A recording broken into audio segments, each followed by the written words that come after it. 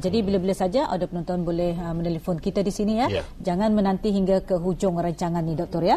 Baiklah, kita serahkan Doktor untuk bersama penonton. Silakan. Terima kasih dan Lina, dan selamat pagi diucapkan kepada para penonton sekalian. Jadi sebelum saya teruskan ke kunci-kunci kejayaan yang lain, izinkan saya ingat kembalilah secara sepintas lalu Kunci yang pertama yang telah saya bincangkan minggu lalu ialah motivasi diri ya. Maknanya setiap orang pelajar kalaulah hendak dapatkan 8A dalam keputusan peperiksaan mereka, yang pertama sekali kuncinya ialah selalu motivasikan diri ya.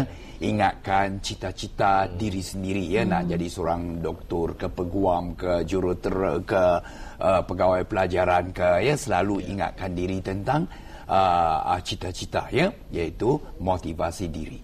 Kunci yang kedua saya katakan ialah seseorang pelajar haruslah ada kemahiran belajar ya, yang saya kenalkan ialah SQ3R ya, iaitu S untuk survey, baca cepat-cepat ya. Lepas tu Q, kemukakan soalan seperti what, why, how, when and where ya.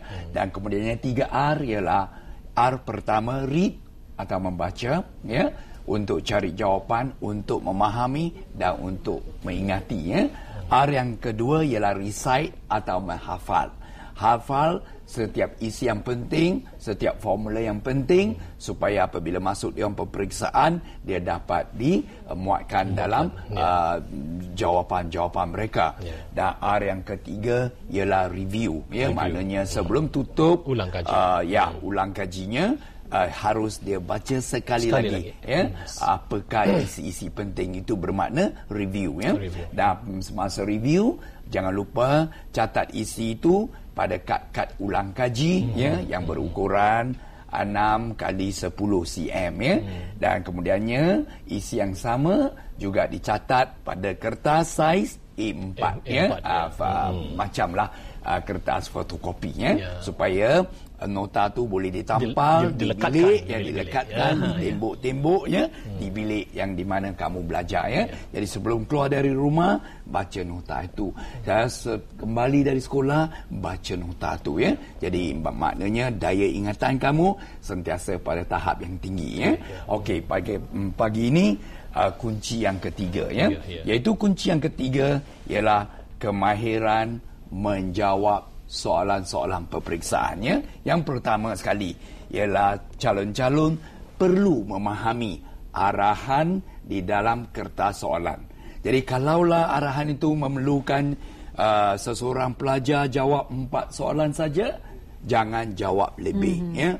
Mengapa ya? Ada setengah-setengah kata saya nampaknya tahu 5 daripada soalan tu. Mengapa saya tidak cuba nasib saya ya? Itu dia ya. Inilah sesuatu yang salah ya.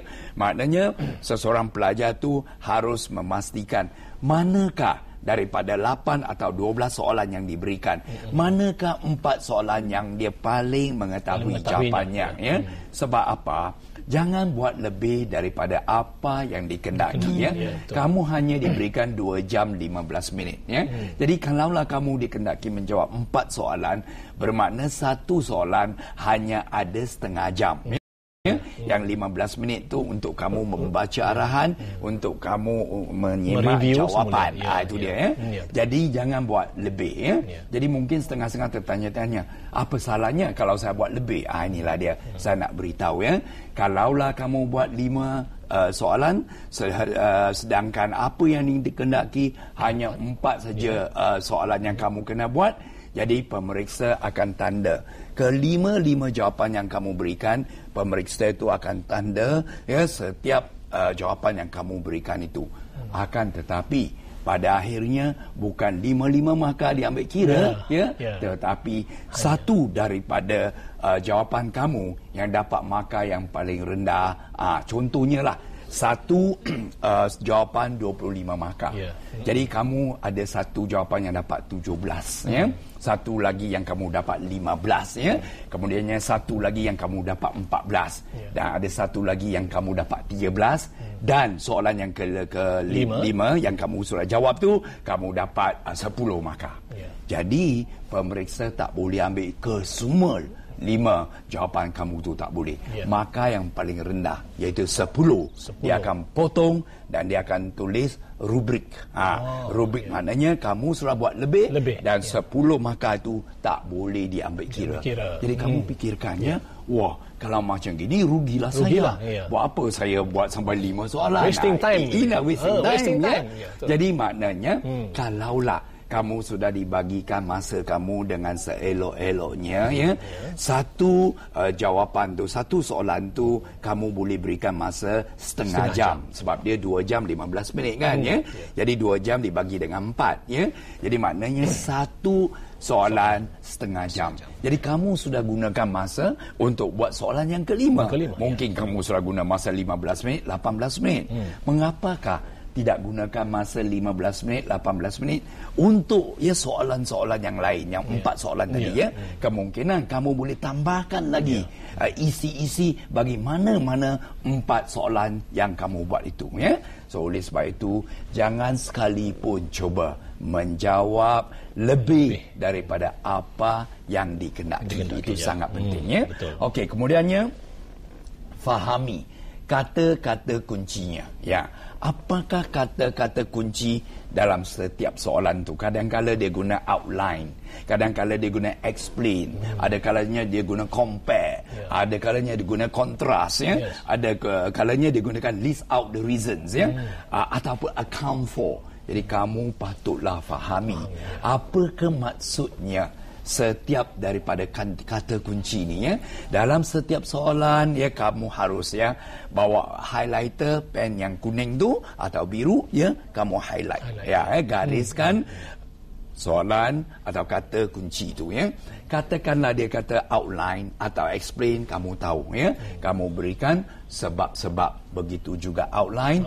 Begitu juga account for, kamu cari sebab-sebab ya sesuatu itu berlaku ya, sama dalam sejarah ke, dalam geografi ke ya. Dan kemudiannya kalau kamu harus bezakan perkataan compare dan kontras ya. Kalau untuk perkataan compare, kamu boleh letakkan persamaan dan perbezaan. Itu compare ya. Maknanya kamu boleh bincangkan dua-dua.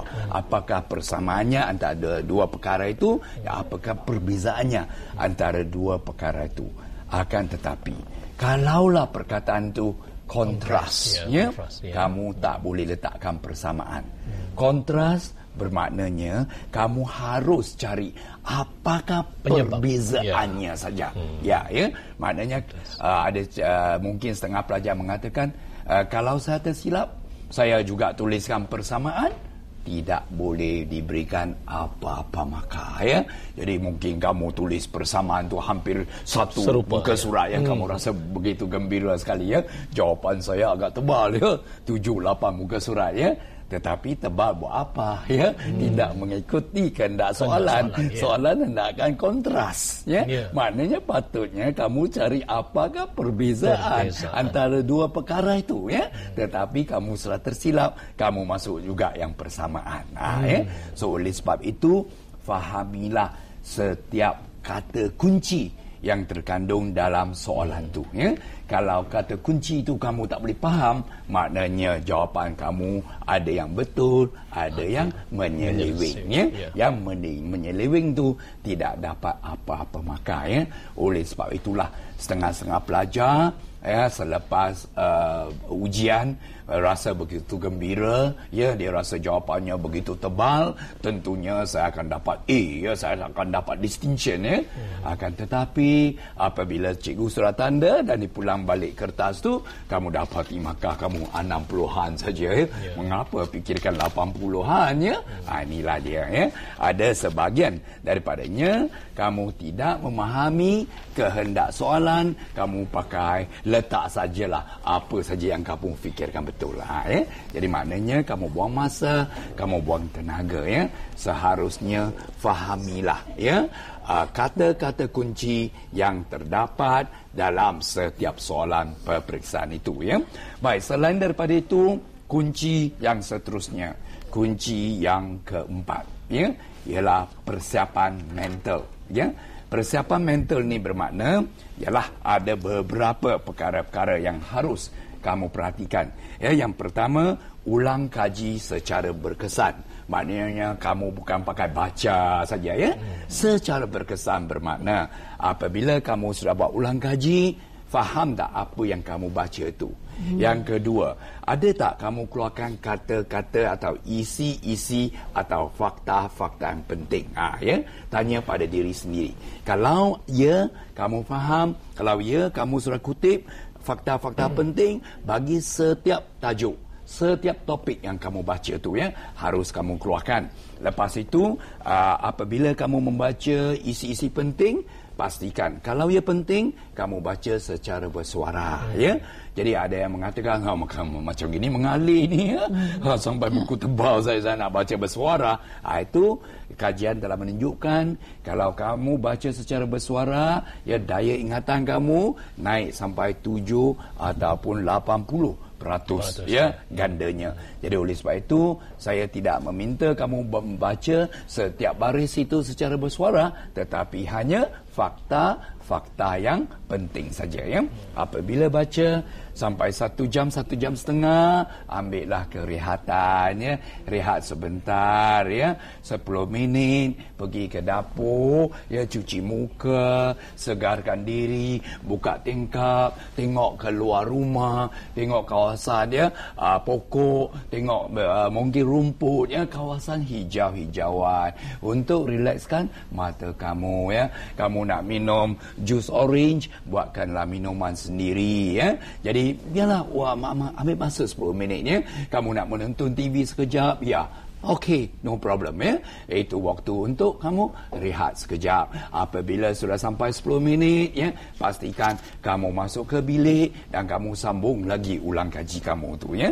Okey, kemudian selain daripada itu, kad-kad ulang kaji macam ini haruslah dibawa ke sekolah ya. Tiap-tiap kali ya kamu sudah buat ulang kaji, isi pentingnya kamu catat pada kad macam ini ya.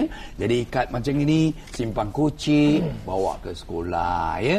Jadi apabila saja sudah minum, makan, lepas rehat, ada masa berapa minit lagi? 15 minit lagi, 20 minit lagi ya. Jadi bikin apa? Cakap-cakap kosong lah saya. Itu dia ya. Mengapa cakap-cakap kosong? 15 minit tu satu hari ya. Gambarkan 1 minggu berapa jam yang kamu dapat jimatkan ya. Semasa menunggu ayah, habis 12.30 sudah sekolah dah tamat ya. Tunggu ayah berapa minit, berapa lama? 20 minit.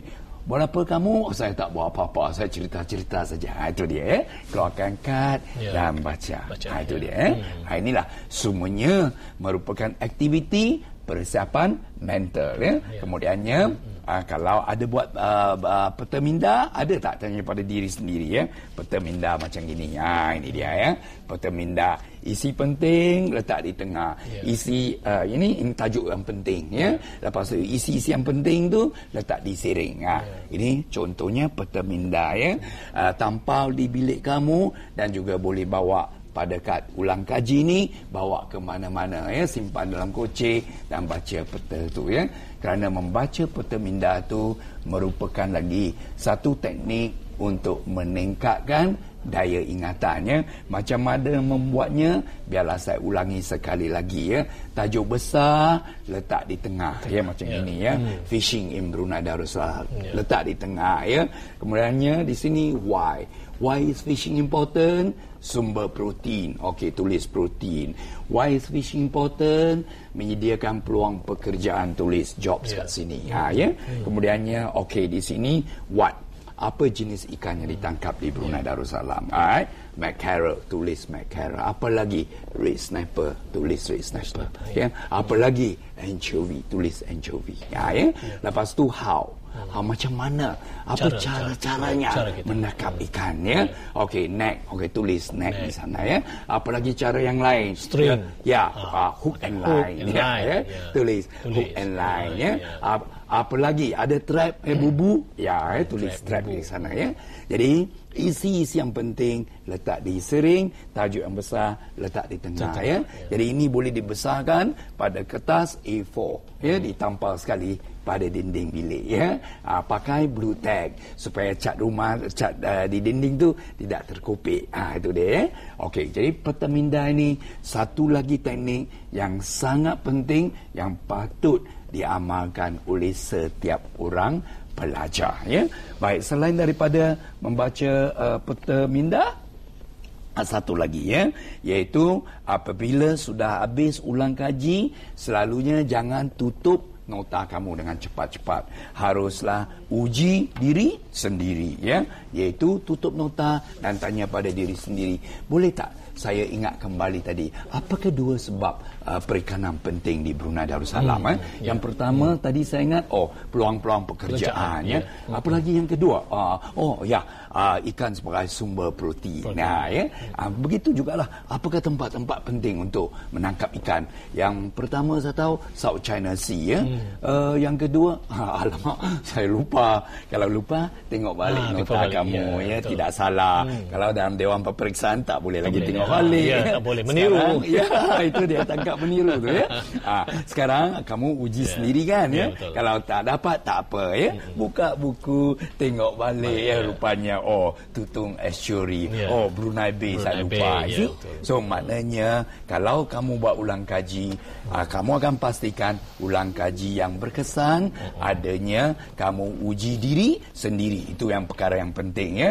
Baik, jadi kalau ulang kaji janganlah sekali saja, haruslah adanya beberapa kali. Mengapa? Ya, kalau beberapa kali ianya memantapkan, memperkukuhkan daya ingatan kamu. Kalau hanya sekali, kalau 2 kali tak mencukupi, ya. Kalau boleh 4 kali, 5 kali. Mungkin setengah-setengah pelajar mengatakan, mana saya ada masa sampai mau buat 4 kali. Itulah sebabnya jangan buat last minute revision, ya. Jangan, ya. Mulai dari sekarang bulan Mei, ya. Untuk peperiksaan Jun sudah dikatakan sangat suntuk, ya. Tetapi ramai, ya, yang mengambil bulan November. So tak apa, ada 5 bulan hingga 6 bulan lagi, tapi mesti mula dari sekarang, ya. Jangan dengar kawan kata, ini ada 5 bulan lagi, awal lagi nanti ya. Semuanya lupa. Itu tak benar, ya. Sebab kalaulah kamu sudah boleh buat ulang kaji 3 kali, 4 kali, malahan 5 kali, maknanya daya ingatan kamu begitu kuat, begitu kukuh. Masuk ke Dewan Peperiksaan, kamu rasa begitu yakin diri, ya. Apabila kamu sudah yakin, kamu dapati senang nak ingat kembali fakta-fakta yang kamu telah mempelajari, ya. Dan satu lagi, selain dari persiapan mental, persiapan rohani, ya. Ingatilah matlamat campur usaha, campur amalan berdoa bersama dengan sukses, bersama dengan kejayaan, ya. Jadi pastikan, ya, dari aspek rohani haruslah kamu jaga juga, ya. Apabila kamu sudah berdoa, masuk ke dalam Dewan Peperiksaan, kamu rasa lebih tenang, lebih tenteram, ya. Ada kamu confident. Rasa kamu rasa lebih yakin. Apabila lebih tenang, kamu senang saja ingat kembali formula-formula, ya, isi-isi yang penting, ya, yang boleh kamu muatkan dalam jawapan kamu, ya. Baik, selain daripada itu, persiapan emosi, ya. Persiapan emosi yang pertama sekali, kamu pastikan, ya, minat terhadap setiap mata pelajaran sentiasa pada tahap yang tinggi. Tak boleh kata, ini mata pelajaran sejarah, saya tak berapa minat. Ingatilah, kalau kamu tak berapa minat, memanglah kamu tidak akan dapat markah yang baik untuk subjek itu, ya. Jadi kalaulah kamu boleh dapat prestasi yang baik dalam 6 subjek, 7 subjek yang lain, mengapa tidak dalam sejarah? Tanya pada diri sendiri, ya. Jadi pastikan minat kamu sentiasa tinggi pada setiap mata pelajaran. Kerana pada awal tahun kamu sudah isi mata pelajaran itu sebagai mata pelajaran peperiksaan kamu. Jadi jangan abaikan peluang tu Kalau boleh minat tu haruslah pada setiap mata pelajarannya supaya prestasi kamu itu bolehlah kamu dapat sampai 8 distinction dalam 8 subjek yang kamu dapat. Baiklah, terima kasih Doktor. Terima kasih. Mungkin belum habis Abdullah, belum sambung habis lagi lagi. minggu Kita akan depan sambung lagi di bahagian ketiga amat seronok sekali lagi mendengar dan mudah-mudahan juga dengan apa yang dikatakan oleh doktor tadi, para penonton kita yang melihatnya insya-Allah akan perkataran akan sukses insya-Allah. Baiklah Abdullah.